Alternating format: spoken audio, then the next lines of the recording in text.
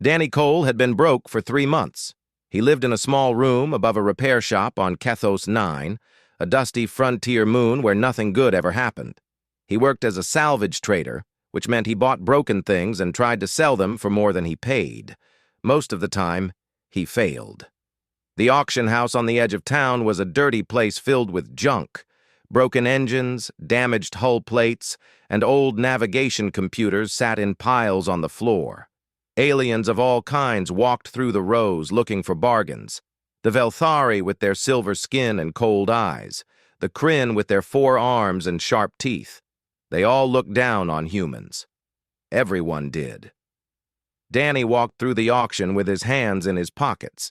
He had 1,200 credits to his name. That was everything. If he did not find something good tonight, he would have to sell his tools and find work in the mines. The thought made his stomach turn. He was about to leave when he saw it. In the back corner of the auction house, half buried under old cargo containers and scrap metal, there was a ship. It was small, maybe 40 meters long, with a hull that looked ancient. Burn marks covered the surface. Strange symbols were carved into the metal, letters from a language Danny did not recognize. The ship looked dead. It looked like it had been dead for a very long time, but something about it made Danny stop. He could not explain it. There was a feeling in his chest, a pull, like the ship was calling to him. The auctioneer, a fat Kryn with yellow eyes, noticed Danny staring. He laughed. "You want that piece of junk, human?" the Kryn said. "Nobody wants it. We found it drifting in dead space 50 years ago. The computers do not work.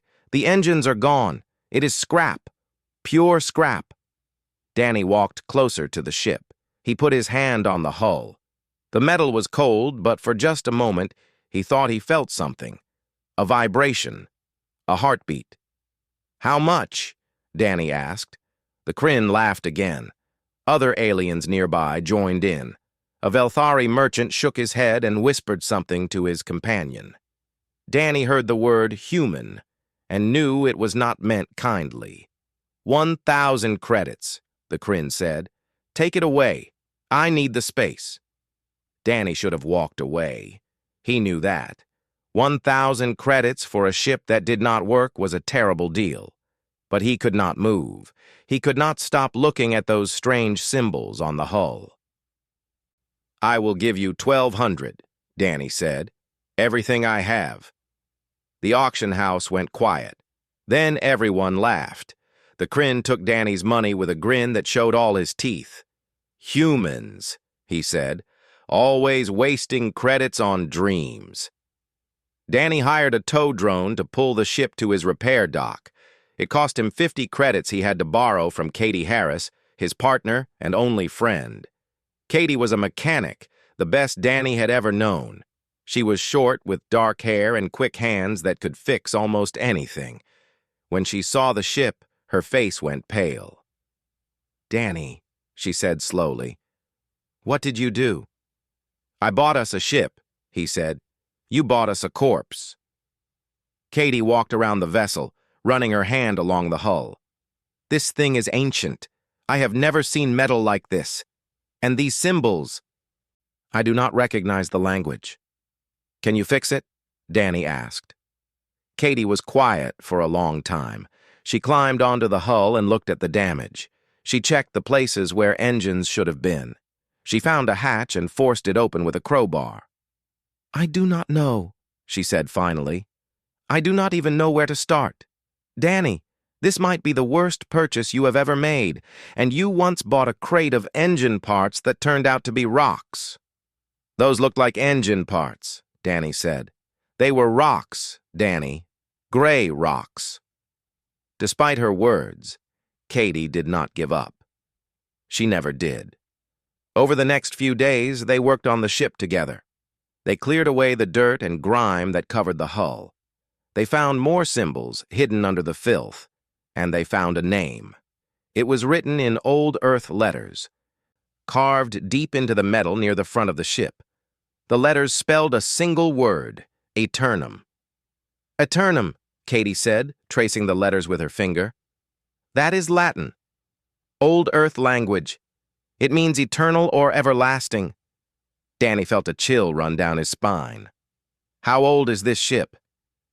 I do not know.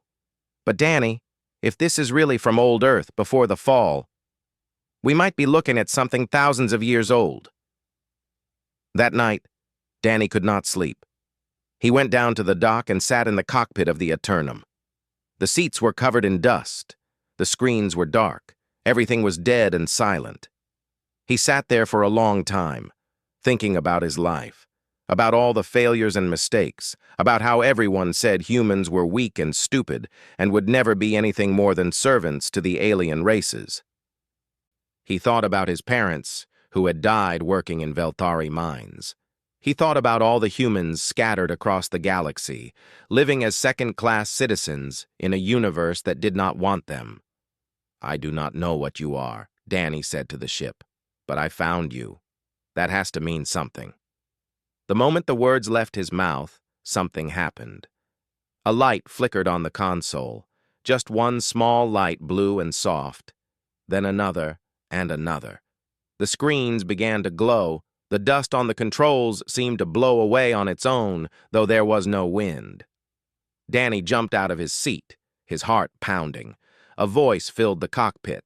It was calm and deep, like a river flowing over stones, and it was speaking in perfect human language. Crew member detected. Human DNA confirmed. Initiating restoration protocol. Danny could barely breathe.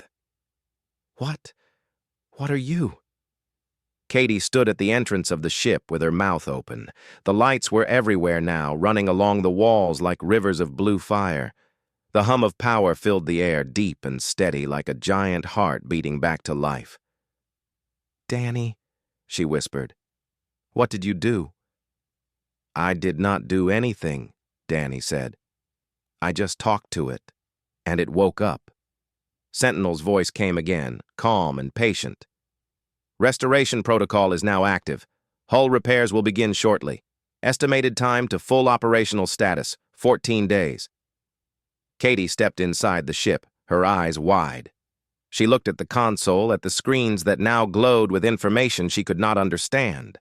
Numbers and symbols scrolled past, faster than she could read. This is not possible, she said.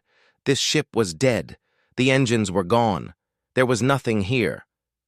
The engines were never gone, Sentinel explained. They were hidden. The Eternum was designed to appear destroyed when dormant. This protected the vessel from discovery during the long sleep. Danny sat back down in the captain's chair. It fit him perfectly, like it had been made for him. Sentinel, what is the Eternum? What is the Vanguard? There was a pause. When Sentinel spoke again, there was something different in the voice, something that sounded almost like pride. The Vanguard was a fleet of warships built by humanity during the Golden Age, over 4,000 years ago. At that time, humans ruled a vast empire across 300 star systems. We were powerful. We were feared. The Eternum was one of 50 Vanguard vessels, each one capable of fighting against entire enemy fleets. Katie shook her head. That is impossible. Humans have never ruled anything. We have always been at the bottom. That is what they want you to believe, Sentinel said. The truth was buried. The records were destroyed. But I remember. I remember everything. The AI began to show them images on the main screen. Cities made of light and steel floating in space. Massive shipyards where vessels like the Eternum were built by the thousands. Humans walking proud and tall, not as servants but as leaders. Then the images changed. War came. Ships burning in the darkness, planets on fire, armies of aliens sweeping across human worlds like a plague. The coalition was formed to destroy us, Sentinel said. The Velthari, the Kryn, the Sithari, and a dozen other races joined together. They feared humanity's power. They feared what we would become. So they decided to end us before we could grow any stronger. Danny watched the images with tears in his eyes. He saw the last human fleets making their final stand. He saw Earth itself burning, its oceans boiling away into nothing. "We lost," Sentinel continued. "The human empire fell. 90% of our population was killed. The survivors were scattered across the galaxy, stripped of their technology and their history. The Coalition made sure that no human would ever remember what we once were." "But the Vanguard survived," Danny said. "Yes. 50 ships escaped the final battle. We hid ourselves across the galaxy, in places where no one would look. We went to sleep and waited. Waited for the day when a human would find us again." Katie was crying now, too. She had grown up believing that humans were nothing special, just another weak species trying to survive in a galaxy full of predators. But this changed everything. "Why me?" Danny asked. "Why did you wake up for me?" "The Eternum responds to human DNA," Sentinel said. "But more than that, you spoke to the ship. You believed in it when everyone else laughed. That is what a captain does. A captain believes when no one else will." Over the next 2 weeks, they watched the impossible happen. The ship repaired itself. Tiny machines, smaller than dust, crawled across the hull and fixed every crack and burn mark. The engines, hidden deep inside the structure, began to glow with power. Systems that had been dark for thousands of years came back online one by one. Danny spent hours talking to Sentinel, learning about the ship and its capabilities. The Eternum had weapons that could cut through any shield. It had armor that could take hits from a dozen warships without breaking. It could travel faster than anything in the modern galaxy. "The Coalition thinks they are powerful," Sentinel said. "They have forgotten what true power looks like. They will remember soon." Katie worked day and night, studying the technology. Most of it was beyond her understanding, but she learned what she could. She started to believe that maybe, just maybe, they had found something that could change the future of humanity. But they were not alone. On the 10th day, Danny noticed something strange on the long-range sensors. A small drone was watching them from orbit, hidden among the space junk that surrounded Kethos 9. "Sentinel, what is that?" he asked. "A Kryn surveillance drone," Sentinel replied. "It has been recording us for 3 days. It has already transmitted data to the Coalition network." Danny felt his blood go cold. "They know about us." "Yes. They know that a human has found a Vanguard vessel. They will come soon." Katie ran onto the bridge, her face pale. "Danny, I just intercepted a transmission. There is a Velthari battlecruiser heading this way. It will be here in 6 days." Danny looked at the screen. The drone was still there, watching, waiting. Somewhere out in space, an enemy ship was coming to take away everything they had found. "Can we run?" Danny asked.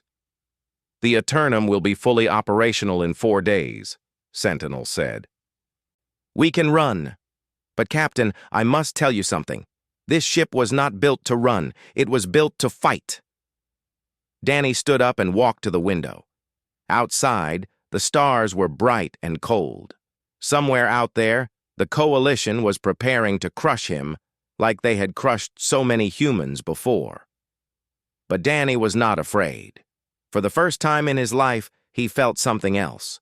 Something that had been buried deep inside him, waiting to wake up just like the Eternum.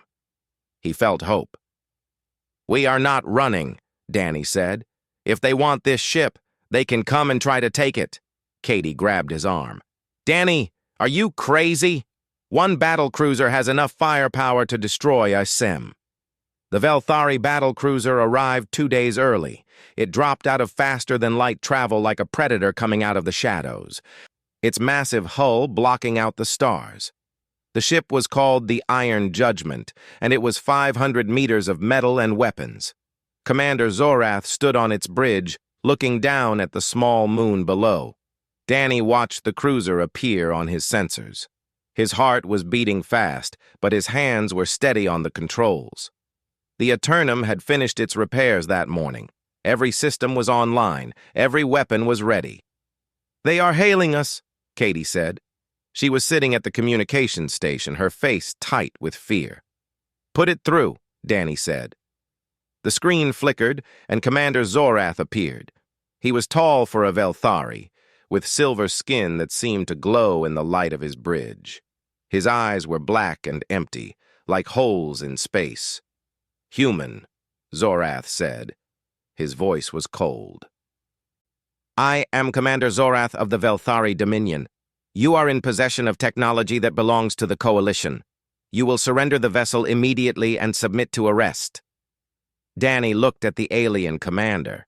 He thought about all the years humans had spent bowing to creatures like this, all the years of being told they were nothing, that they would never be anything. "No," Danny said. Zorath's eyes narrowed. "No?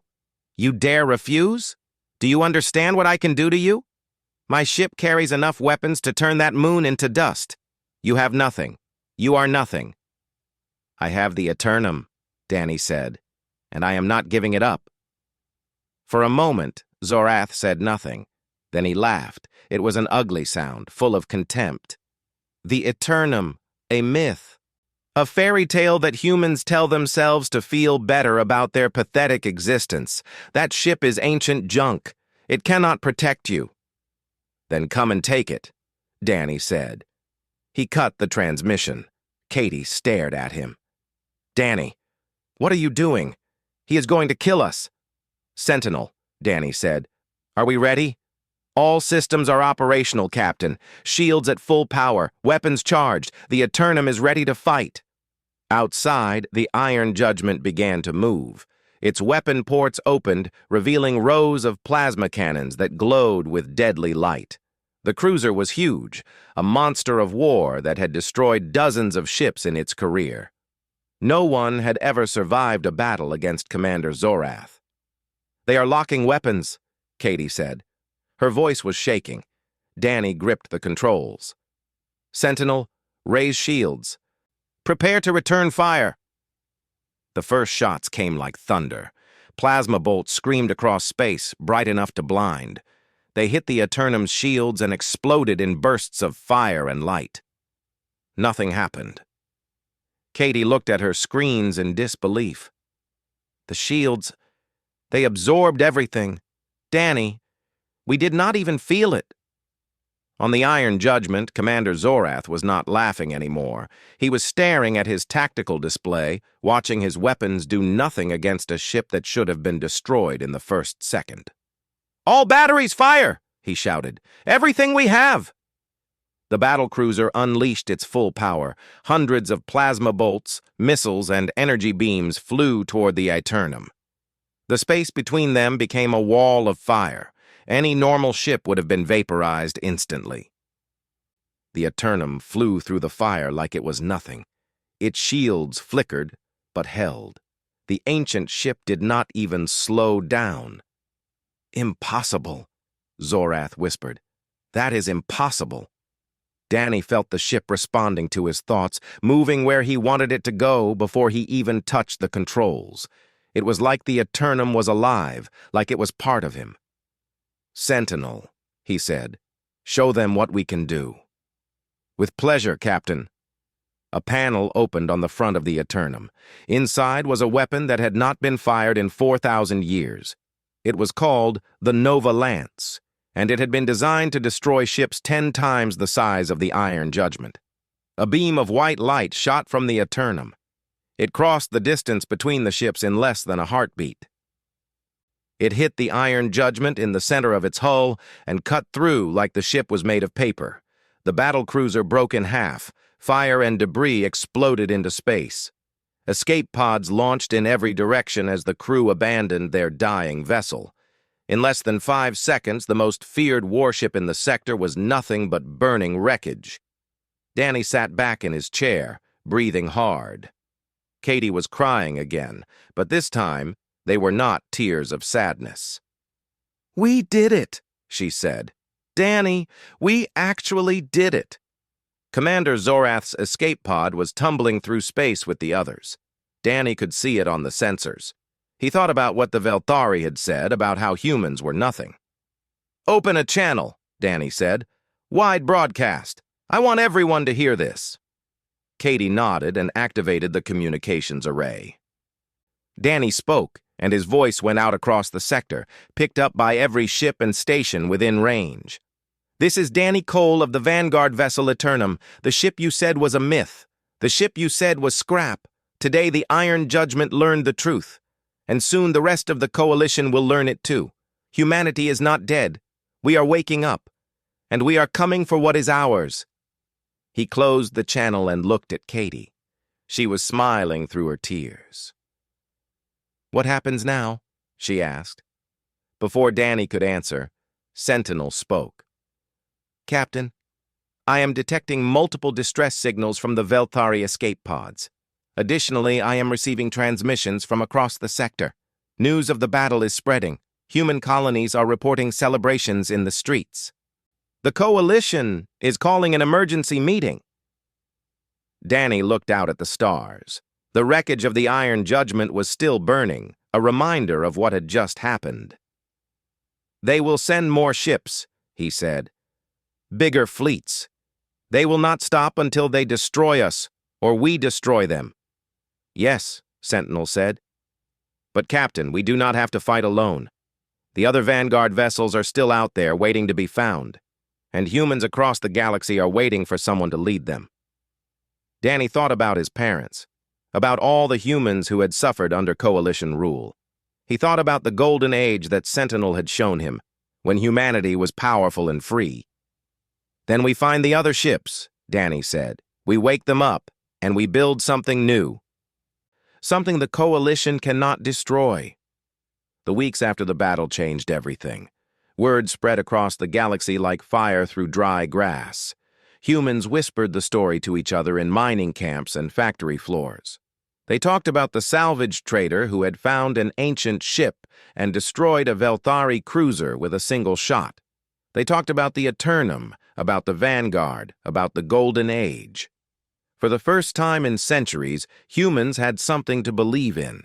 Ships began arriving at Kethos 9, small transports carrying families who wanted to escape Coalition control. Cargo vessels piloted by traders who had heard the story and wanted to see the legendary ship for themselves. Each day brought more people, more hope. Danny watched them come from the bridge of the Eternum. He had not expected this. He had only wanted to survive. Now thousands of people were looking to him for something more. "You are becoming a symbol," Sentinel said, "whether you wanted to or not." "I am just a salvage trader," Danny said. "You were a salvage trader. Now you are something else. The question is, what will you do with it?" Among the new arrivals was a man named Chris Donovan. He was tall and broad, with scars on his face and hands that told stories of violence. He had spent 15 years fighting in the Resistance, small groups of humans who had tried to strike back against the Coalition. Most of those groups had been destroyed. Chris was one of the few survivors. He found Danny in the repair dock working on one of the Eternum's secondary systems. "You are Danny Cole," Chris said. It was not a question. Danny looked up. "I am." "Who are you?" "Someone who has been waiting a long time for this." Chris looked at the ship with eyes that burned. "I have been fighting the Coalition since I was 16 years old. I have watched friends die. I have seen colonies burn to ash, and every time I told myself that someday things would change. Someday we would have a chance to fight back for real." "And you think this is that chance?" Danny asked. "I know it is. I can feel it." Chris turned back to Danny. "I want to join your crew. I do not have much to offer except my experience and my loyalty. But I promise you, there is no one who wants to see the Coalition fall more than me." Danny studied the man. He saw the pain in his eyes, the years of loss and struggle. He saw something else too: determination, faith. "Welcome aboard," Danny said. More crew members followed. A young pilot named Megan Torres, barely 20 years old, who had grown up on stories of the old human empire. She could fly anything with engines and had a smile that could light up a room. A quiet engineer named Paul Grant, who had worked on coalition ships his whole life and knew their weaknesses better than anyone. A former teacher named Linda Hayes, who had lost her family in a coalition raid and now wanted to help build something new. Each of them had their own reasons for coming. Each of them had their own pain, but they all shared the same dream. While Danny built his crew, the coalition was not idle. In a massive space station at the center of their territory, the leaders of the three great powers met. The Velthari Dominion, the Kryn Collective, and the Sithari Hegemony had ruled the galaxy together for thousands of years. They had conquered humanity. They had erased its history. They thought they had won forever. Now they were afraid. "This ship must be destroyed," said High Lord Valkon of the Velthari. His silver face was twisted with anger. "It is a threat to everything we have built." "One ship destroyed a battle cruiser," said Primus Zex of the Kryn. "How many ships will it destroy if we give it time to grow stronger?" "Then we do not give it time," said Queen Scytha of the Hegemony. Her voice was like ice. "We send everything. We crush this rebellion before it can spread." The vote was unanimous. The coalition would assemble the largest fleet in 1,000 years. 200 warships from all three powers, enough firepower to burn a dozen worlds. The order went out: find the Eternum and destroy it. Kill everyone aboard. Leave nothing behind. On Kethos 9, Sentinel detected the transmissions. The AI analyzed the data and brought it to Danny on the bridge. "They are coming," Sentinel said. 200 ships. They will arrive in approximately 3 weeks. Danny felt the weight of those words. 200 ships. Even the Eternum could not fight those odds. "We cannot stay here," Katie said. She had been listening from the engineering station. "We have to run. Find somewhere to hide." "We can run," Sentinel agreed. "But the coalition will not stop. They will hunt us across the galaxy. Eventually they will find us." "Then what do we do?" Megan asked from the pilot's seat. Danny was quiet for a long moment. He looked at his crew, at the faces of people who had given up everything to follow him. They deserved more than running. They deserved a real chance. "Sentinel," he said, "you told me there are other Vanguard ships, others that survived." "Yes, Captain. 49 vessels were hidden across the galaxy. Their locations are encrypted in my database." "Can you decrypt them?" "I can try, but the encryption is complex. It may take time." "Do it." Danny turned to Katie. "What do we know about the old human empire? Is there anything in the archives about where they might have gone when everything fell apart?" Katie thought about it. Then her eyes widened. "Elysium. I read about it once in a fragment of an old text. It was supposed to be the last stronghold, the place where the survivors made their final stand." "Sentinel, is that true?" Danny asked. "Elysium was real," the AI confirmed. "It was a hidden world, protected by technology that even the Coalition could not penetrate. When the Empire fell, the Vanguard was ordered to retreat there. If any of the other ships survived, that is where they would have gone." Danny felt his heart beating faster. A hidden world. A place where the Vanguard might still be waiting. "Can you find it?" he asked. "The location was removed from my active memory as a security measure, but I can reconstruct it from fragments. It will take time." "How much time?" "Approximately 2 weeks." 2 weeks. The Coalition fleet would arrive in 3. It was going to be close.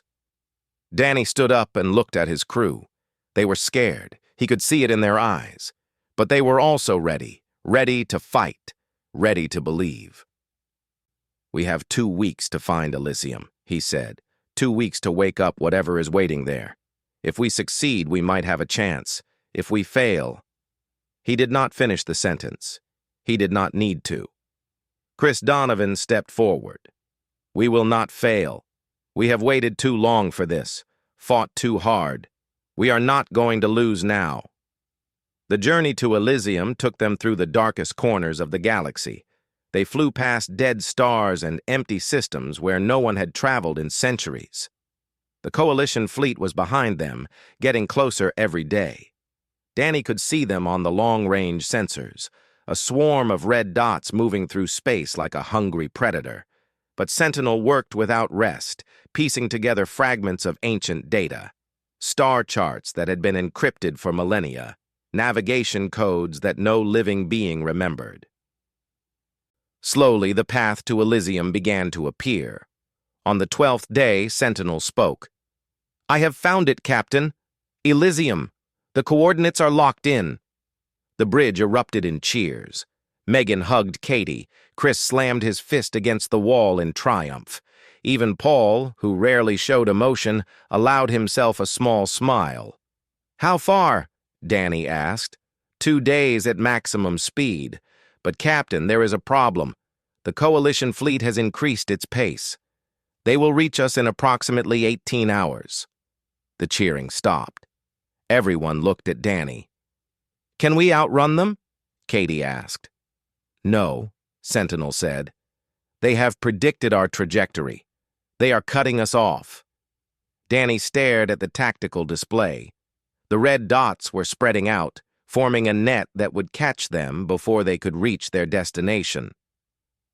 There was no way around it, no way through. "Then we go straight at them," Danny said. Everyone stared at him. "Danny," Chris said slowly. "That is 200 ships. I know the Eternum is powerful, but even we cannot fight those odds." "We do not have to win," Danny said.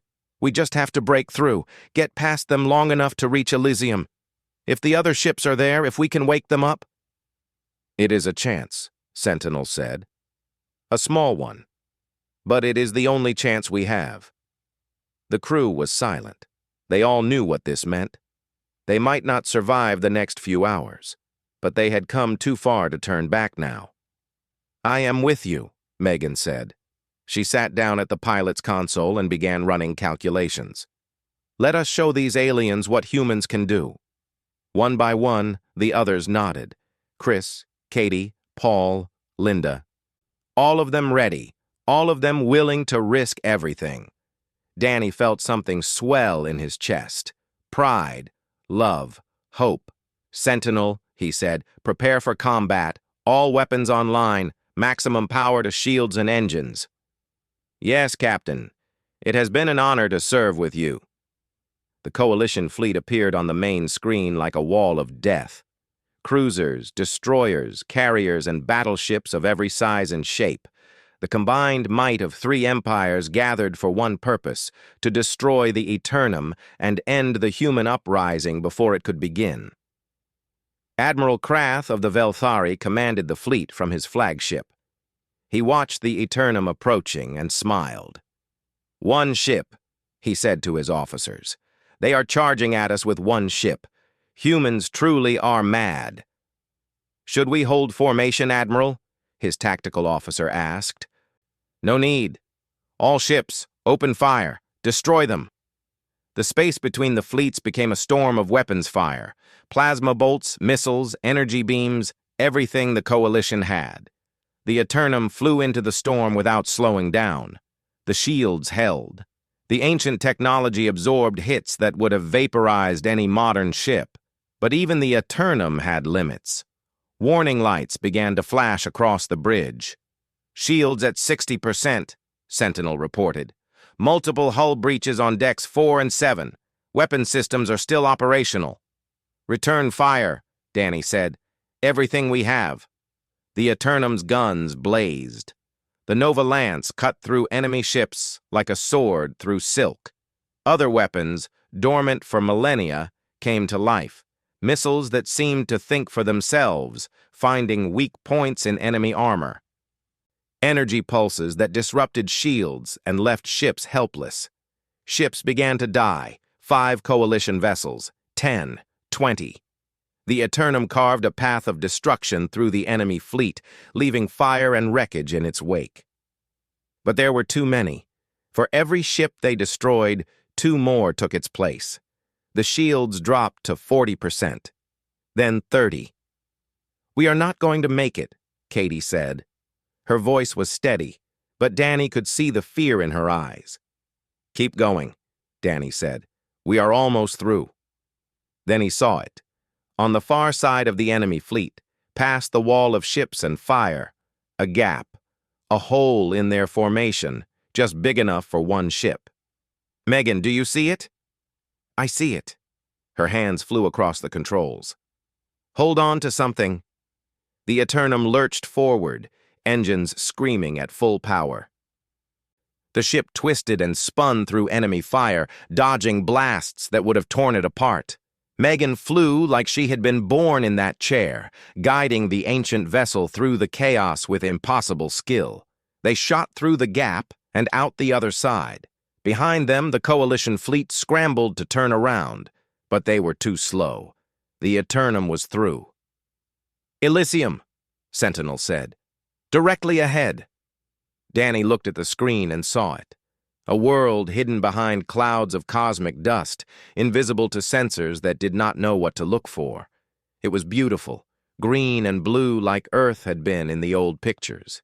And in orbit around it, floating in the darkness, ships. Dozens of ships. Vanguard vessels just like the Eternum, dark and silent, waiting. "They are here," Katie whispered. "They are really here." But they were not moving. Their lights were off. Their engines were cold. "Sentinel, why are they not waking up?" Danny asked. "They require the activation signal, a code that only a Vanguard captain can broadcast." "Then give me the code." Sentinel transmitted a sequence of sounds to Danny's console. Ancient words in old Earth languages strung together in a pattern that had not been spoken in 4,000 years. Danny opened a channel and broadcast the signal. His voice echoed across the void, reaching every silent ship in orbit. For a long moment, nothing happened. The Coalition fleet was closing in behind them. They had minutes at most before the enemy would be in range again. Then, a light. One small blue light on the nearest ship, just like the one Danny had seen when the Eternum first woke up. Then another, and another, and another. All across the graveyard of ships, lights began to flicker on. Engines hummed to life.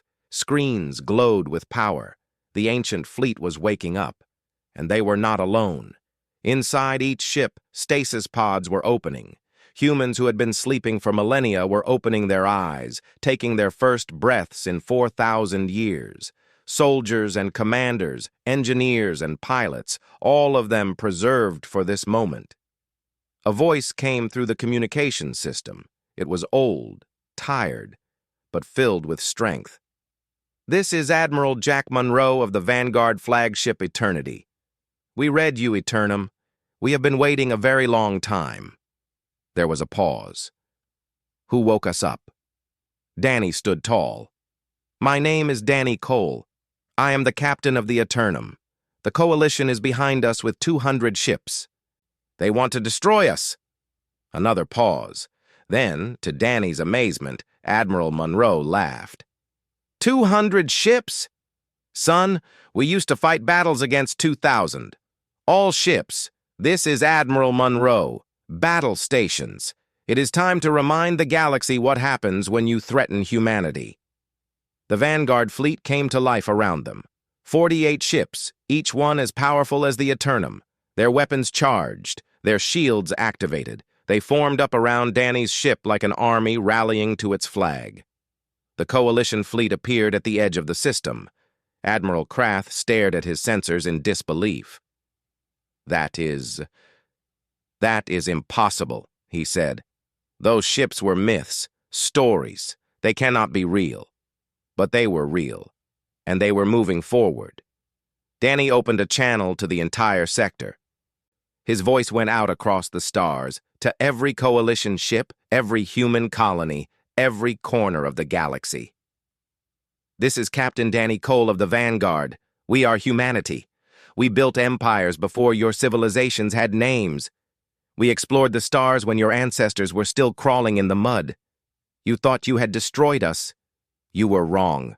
We are still here, and we will never surrender. Today, The galaxy remembers why it once feared us." He closed the channel and looked at his crew. Katie was smiling. Chris was ready at the weapons console. Megan's hands were steady on the controls. "Sentinel," Danny said, "give the order. All ships, engage." The Vanguard fleet surged forward. Beams of light cut across the darkness. The Coalition fleet tried to retreat, but it was too late. The ancient ships tore through them like wolves through sheep. The battle lasted less than an hour. When it was over, the Coalition fleet was scattered and broken. Escape pods filled the void. Admiral Krath's flagship drifted without power, its crew surrendering to avoid destruction. Danny stood on the bridge of the Eternum, surrounded by his crew, and watched the sunrise over Elysium. It was the first sunrise humans had seen on this world in 4,000 years. Admiral Monroe's voice came through the speakers. "Well done, Captain Cole. You have given us our future back. Now let us build something worthy of it." Danny nodded. He thought about the salvage auction where this had all started. The Dusty Moon. The ship everyone said was scrap. He had paid 1,200 credits for it. It had been worth every single one. The age of human silence was over. The Vanguard had returned, and the stars belonged to humanity once more. The others nodded. Megan, Paul, Linda, Katie, all of them. Danny looked out at the stars. Somewhere out there, a fleet was gathering to destroy them. But somewhere else, something was waiting. Something old, something powerful, something that had been sleeping for 4,000 years, just like the Eternum. "Set course for the outer territories," Danny said. "We are going to find Elysium, and we are going to wake up the Vanguard." The Eternum's engines roared to life, and the ship shot into the darkness between stars. Behind them, Kethos 9 grew smaller and smaller until it was just another dot of light in the endless black. Ahead, the unknown waited, and behind, the Coalition followed. Katie stood up and walked to his side. "Danny, are you sure about this? Once we start down this path, there is no going back." Danny looked at her. He thought about the boy he had been just weeks ago, broke and hopeless on a dusty moon. That boy was gone now. In his place was something else. Something that had been sleeping inside him his whole life, just like the Eternum had been sleeping. "I am sure," he said. "The Coalition took everything from us once. Our empire, our history, our pride. They will not take it again, not while I am still breathing." The Eternum turned away from the wreckage and pointed toward the stars. Somewhere out there, other ships were waiting. Other humans were waiting. A new age was beginning, and Danny Cole was going to lead it. All moon. We cannot fight that. Danny smiled. It was a strange smile, full of shadows and light. "Katie, this ship survived the fall of an empire. It waited 4,000 years for someone to find it. I do not think it waited all that time just to run away from one cruiser." Sentinel's voice filled the bridge, and this time there was no doubt about it. The AI was pleased. "Captain, I was hoping you would say that. Beginning combat preparation. The Velthari will learn what happens when they threaten a Vanguard vessel. They will learn what humans can do when we stop running and start fighting back." The Eternum hummed with power, and somewhere in the depths of space, a battle cruiser flew closer with every passing hour. The galaxy was about to remember why it had once feared humanity. "I am Sentinel," the voice said, "artificial intelligence of the Vanguard vessel Eternum. I have been dormant for 4,217 years. Captain, welcome aboard. I have been waiting for you." The lights in the ship grew brighter. Danny heard something deep in the hull, a hum of power that seemed to shake his bones.